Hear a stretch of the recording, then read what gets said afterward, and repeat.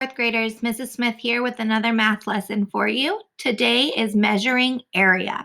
So in the last lesson that you watched from me, we talked a lot about perimeter, and so now we're switching gears a little bit and we are going to start talking about area.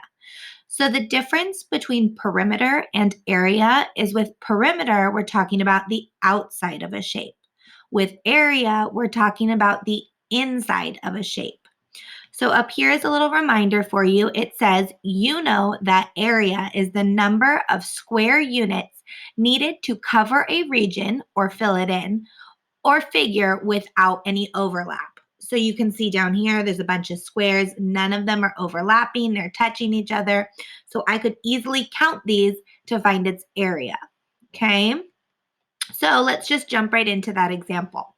It says the Perez family wants to put the sandbox shown in their backyard. What is the area of the sandbox? So I can see here that this sandbox has a length of 10 feet and a width of 5 feet. That same shape is down here for me, a length of 10 feet and a width of 5 feet. So one way that I can solve this problem is by counting up all of the unit squares. Each square has an area of 1 foot. So this is 1 foot, this is 1 foot, 1 foot, 1 foot, 1 foot. And so I can count them all up and figure out the area, right? The number of squares needed to cover this area, this region here. So I could count them up, but that would take an awful long time.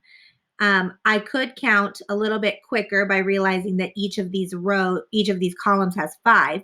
So I could go 5, 10, 15, 20, 25, 30, 35, 40, 45, 50. So there are 50 unit squares. So there are 50 square feet, right? Because we're talking about feet here.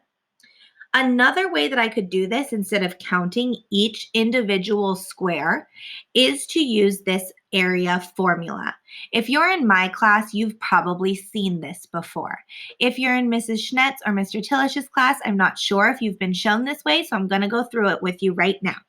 So to find area, another thing you could do instead of counting each of the squares is to multiply. You're going to multiply the length of the shape times the width of the shape. Instead of writing it this long way with the words written out this way, we write it as A for area equals, and then this cursive L is length times width. Okay, the reason that we use this cursive L, it's like a little loop-de-loop like this, is because a normal lowercase l could be easily confused for the number 1. So we use the cursive L to say length so that we don't think that it's a number 1. So you'll see that guy here. Kind of almost looks like an E, but I promise it's an L. So it says area equals, this is length, times the W is for width. So looking up at my shape here, area equals 10 feet is my length, 5 feet is my width. 10 times 5 is 50. So I got the same answer in both ways, counting them up or multiplying. You decide the way that works best for you. All right. So down here is another reminder of this example here. It says to find the area of a rectangle, multiply the length times the width. So area equals length times width. And here is just a little picture for you. All right, let's look at this in some other examples back here. Now we are going to find the area of a square. So up here it says key concept, area of a square. To find the area, A, of a square, multiply the length of one of the sides by itself. So again, we're just multiplying for a square, the side times the side. It's kind of the same as the length times the width, except in a square, all of the sides are equal.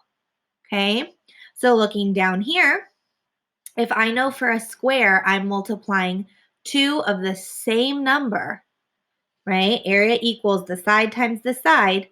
This example here is showing me that the area of this square is 64 square meters. So I have the answer. What I don't have is the second side length. So they told me 64, the area, equals one of the sides, S, times S. right? And if you listen to what I just said about how in a square all of the sides are equal, you already know that this S is what number? Yeah, 8. So, and you know in your brain, 8 times 8 is 64. But if you wanted to think a little bit backwards, you think 8 times what number equals 64? Or 64 divided by 8 is what? Because you can use an inverse operation. Either way, that side length is 8. So the measure of the missing side is 8 meters.